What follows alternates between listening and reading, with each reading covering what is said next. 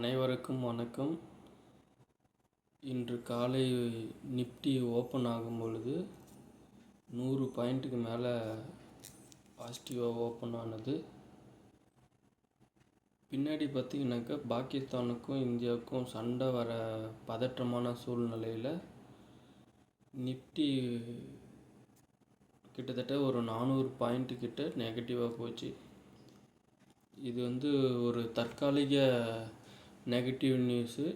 இது பிற்காலத்தில் இன்னும் ஒரு 2 வாரங்களில் இந்த நிலைமை சரி செய்யக்கூடிய சூழ்நிலை தான் இருக்குது. இது தொடர்ந்து இதற்கு மேலே நெகட்டிவாகவே போகும் அப்படின்னு சொல்ல முடியாது. இது போர் பதற்றம்ன்றது ஒரு 2 வாரம் இருக்கும். ஏன்னா இப்போ தான் ஸ்டார்ட் ஆகிருக்குது. அதனால் ஒரு 2 வாரத்துக்கு இந்த மாதிரி சூழ்நிலை தான் இருக்கும்.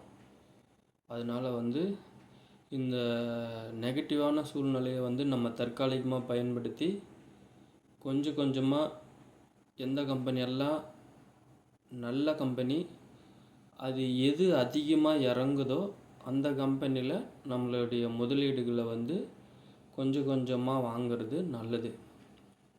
அதே மாதிரி பார்த்தோன்னாக்கா இன்றைக்கி பாதுகாப்புத்துறை சார்ந்த, அதாவது டிஃபென்ஸ் செக்டார் சார்ந்த கம்பெனிகள் எல்லாமே 4%, 6% அந்த மாதிரி இறங்கியிருந்தது. ஏன்னா நம்ம பாதுகாப்புத்துறைக்குன்னு பார்த்திங்கனாக்கா கடந்த பட்ஜெட்டில் 2025 பட்ஜெட்டில் அந்த அளவுக்கு பெருசாக பணம் ஒதுக்குன மாதிரி எனக்கு தெரிஞ்சு தெரியலை.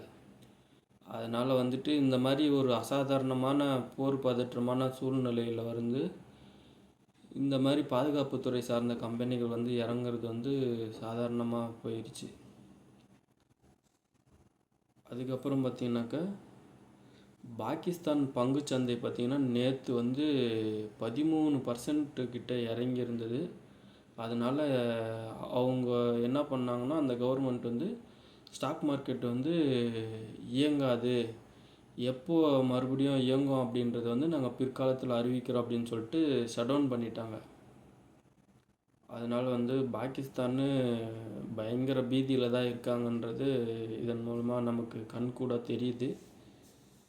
அதுக்கப்புறம் பார்த்திங்கனாக்கா இன்றைக்கி ஒரு சில கம்பெனியெல்லாம் ரிசல்ட்டு அனௌன்ஸ் பண்ணாங்க.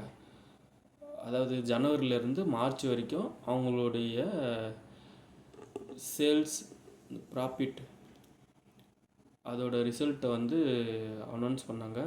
அதில் முக்கியமான கம்பெனின்னு பார்த்தோன்னாக்கா ரிலையன்ஸ் கம்பெனி இன்றைக்கி அனௌன்ஸ் பண்ணாங்க. Maruti Suzuki, Shriram finance, Tata technology, force motors, Chennai petroleum corporation, இவங்கெல்லாம் பார்த்திங்கனாக்கா இன்றைக்கி ரிசல்ட்டு வெளியிட்டிருக்காங்க. ரிசல்ட்டு பாசிட்டிவாக நெகட்டிவாக அப்படின்றது நாளைக்கு நம்ம இது சார்ந்த ஒரு வீடியோவில் பார்ப்போம். இப்படி ஒரு கிரிட்டிக்கலான சூழ்நிலையில் கூட ஒரு கம்பெனி ஆல் டைம் ஹையை டச் பண்ணியிருக்குது. அது என்ன கம்பெனின்னா அல்ட்ராடெக் சிமெண்ட்டு. இன்றைக்கி ஆல் டைம் ஹையை டச் பண்ணியிருக்காங்க. அதனால் எப்போவுமே ட்ரேடிங் பண்ணுறது அதோட ஆல் டைம் ஹையிலேருந்து ஒரு 30% நெகட்டிவாக குறைஞ்சிருக்கும். அந்த மாதிரி கம்பெனியில் நம்ம ட்ரேட் பண்ணுறது நமக்கு ஓரளவுக்கு சேஃபு. இந்த மாதிரி ஆல் டைம் ஹை கம்பெனி டெய்லியும் ஆல் டைம் ஹை போயிட்டே இருக்குது அப்படின்ட்டு நம்ம அந்த மாதிரி நேரத்தில் உள்ளே போகிறது தவிர்க்கணும். முக்கியமாக அந்த மாதிரி கம்பெனி டெய்லியும் பச்சை கலர்லேயே இருக்கும். பட் அந்த மாதிரி நேரத்தில் நம்ம போகிறது மிகப்பெரிய ரிஸ்க்கு. சப்போஸ் அது நம்ம வாங்கினதுக்கப்புறம் இறங்க ஆரம்பித்ததுன்னா எங்கே போய் நிற்கும்னு தெரியாது. திரும்பவும் நம்ம வாங்கின விலைக்கு எப்போ வரும், எத்தனை வருஷம் ஆகும்னு தெரியாது. இந்த மாதிரி சுச்சுவேஷனெல்லாம் நம்ம தவிர்க்கணும். அப்படின்னாக்கா ஆல் டைம் ஹையிலேருந்து 30% எந்த கம்பெனியெல்லாம் குறைஞ்சிருக்குதோ அந்த கம்பெனி வாட்ச் பண்ணணும். ஃபஸ்ட்டு அந்த கம்பெனி முதல்ல நல்ல கம்பெனியான்னு பார்க்கணும். அது லாபம் ஈட்டக்கூடிய கம்பெனியான்னு பார்க்கணும். அதுக்கப்புறம் அந்த கம்பெனிக்கு கடன் எவ்வளோ இருக்குது, அந்த கடன் வாங்கி என்ன பண்ணியிருக்காங்கன்றது முதல்ல தெரியணும். இதெல்லாம் தெரிஞ்சதுக்கப்புறம் அந்த மாதிரியான நல்ல கம்பெனியாக பார்த்து, அந்த கம்பெனி இந்த மாதிரி அசாதாரணமான சூழ்நிலையில் இப்போ ட்ரம்ப் அறிவித்த அந்த வரி பிரச்சனை, இந்த மாதிரி பாகிஸ்தான் இந்தியா போர் பிரச்சனை, கொரோனா, இந்த மாதிரி அசாதாரணமான சூழ்நிலையில் ஒரு நல்ல கம்பெனி கூட 30லேருந்து 40% குறையிறதுக்கு வாய்ப்பு இருக்குது. இப்போ இருக்கிற எல்லா கம்பெனியுமே 40%க்கு மேலே தான் குறைஞ்சிருக்குது. இந்த மாதிரி நேரத்தில் வந்து நம்ம தைரியமாக முதலீடு பண்ணுறவங்க வந்து பிற்காலத்தில் நல்ல ஒரு லாபம் ஈட்டுறதுக்கு நல்ல ஒரு வாய்ப்பு இருக்குது. இது இன்றைய பங்குச்சந்தை நிலவரம். நன்றி.